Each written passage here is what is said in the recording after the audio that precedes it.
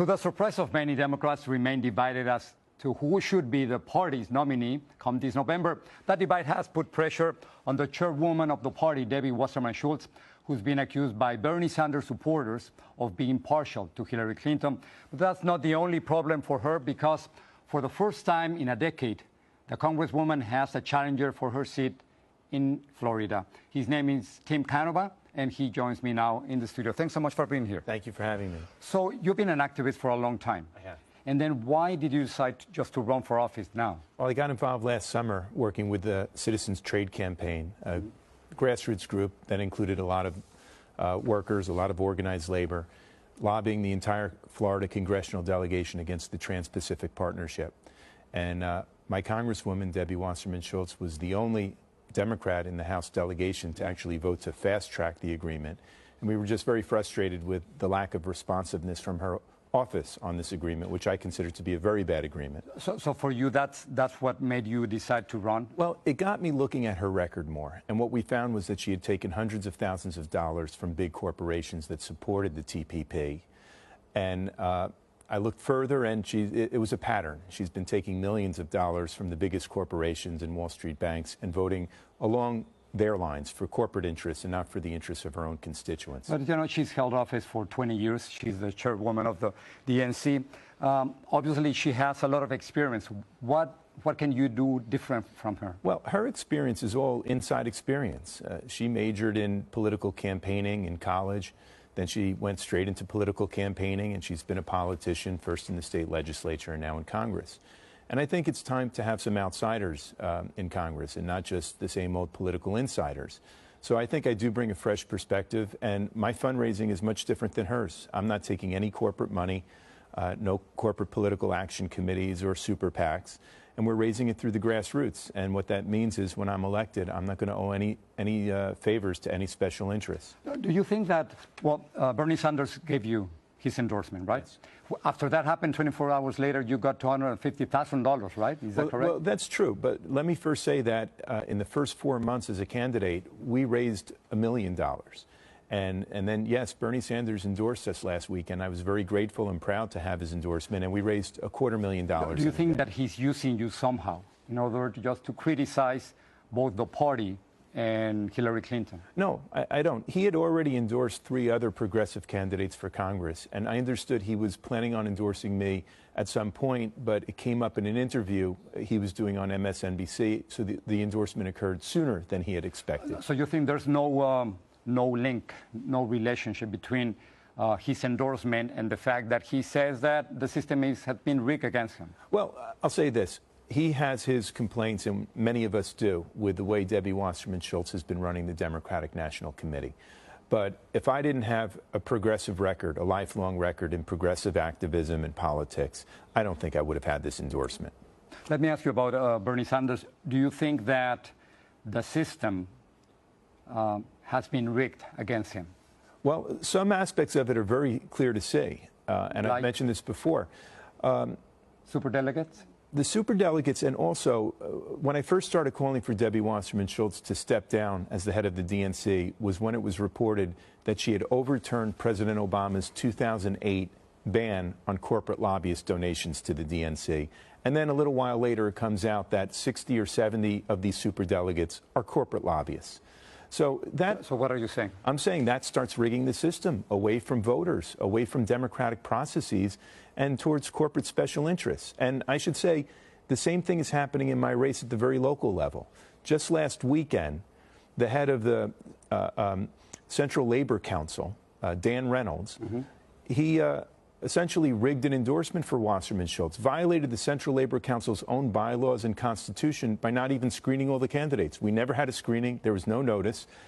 And it turns out that next week, Mr. Reynolds is going to be hosting a $5,000 a bagel breakfast fundraiser for Debbie Wasserman Schultz and some superdelegates. So this is the kind of rigging that there just should not be a place for that in politics. Okay, obviously she's not here, but let me tell you something, what Nancy Pelosi said about her. Yes. She said, Chairwoman Wasserman Schultz has the respect of her colleagues for her efforts and her leadership to unify the party and to win the election in November. Do you disagree with Ms. Pelosi? I see somebody who's been rather divisive and not unifying the party. And I think a lot of Americans see that as well. 20 years ago, I taught at the University of Miami, and one of our students was Reince Priebus, who's now the head of the Republican National Committee. And it's quite fascinating to see the Republicans might be unifying after a very acrimonious primary season. And if they do, it probably will owe in no small measure to the efforts of Reince Priebus. If the Democrats manage to unify out of their convention, I think it's going to be in spite of Debbie Wasserman Schultz, not because of her. There's no polling, right? So we don't know exactly how you're doing against her. That's right. We were checking what happened in the primary, in the Florida primary. 68% of the voters in your district voted for Hillary Clinton. So should we assume that the same 68% will vote for her in the next election? Well, I hope Debbie Wasserman Schultz assumes that. I certainly don't assume that. In fact, on a number of very key issues, I'm closer to Hillary Clinton than Debbie Wasserman Schultz like, is. for instance? Payday lending. Debbie Wasserman Schultz is with the Republicans on this. She's been actually pushing a Republican bill that would prevent President Obama's Consumer Financial Protection Bureau from regulating payday loans. And she champions this 2001 payday lending law that she helped craft in Tallahassee, a Florida law that the Florida Consumer Alliance, the NAACP, all kinds of consumer and civil rights groups say is a terrible law. It traps folks in a cycle of debt with 300+% interest rates. When it comes to foreign affairs, you criticize her, Wasserman Schultz, for her stance on Israel. What will you do different? Well, I think she's been very unreliable on Israel. And not just Israel, on a whole range of issues. You just don't know where she's going to come out, and it's because she's taking a lot of corporate money. So she flip-flopped on the Iran agreement. She was first against the agreement. As the DNC chair, she had prevented a letter going out in support of President Obama's agreement with Iran. Then she ended up coming out for it. It seemed like it was to help her own political ambition. But it's not just that. The Trans-Pacific Partnership, payday lending, the war on drugs, medical marijuana. Exactly. You have differences with her when it comes to drug policy, correct? Yes. Yes. I've consistently been for medical marijuana, for instance, and she opposed the medical marijuana referendum in 2014.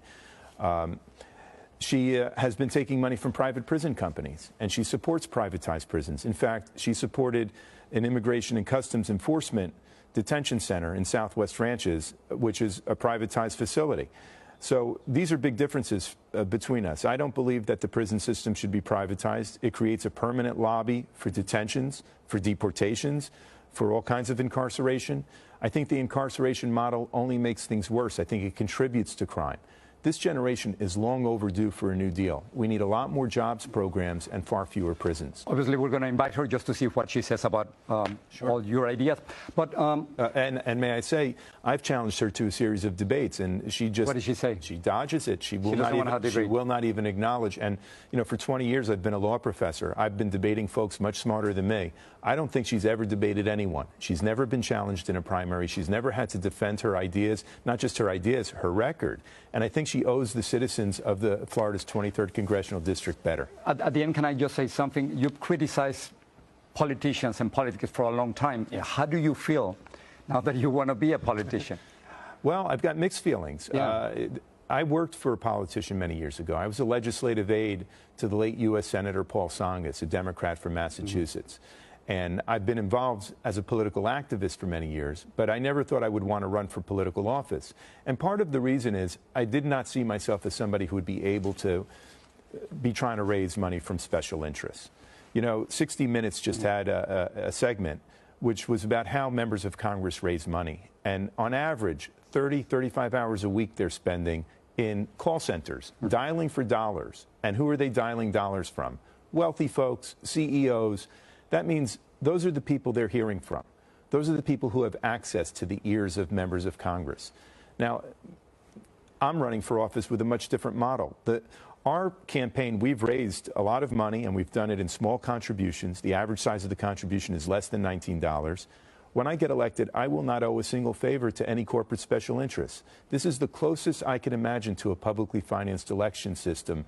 And the U.S., let me just say, is only one of 6 democracies in the world without publicly financed elections for federal What you're saying is really interesting. So what you're telling us is that without money, you cannot be elected in this country? Oh, I think that's clear. You need money. You need money. Millions of dollars.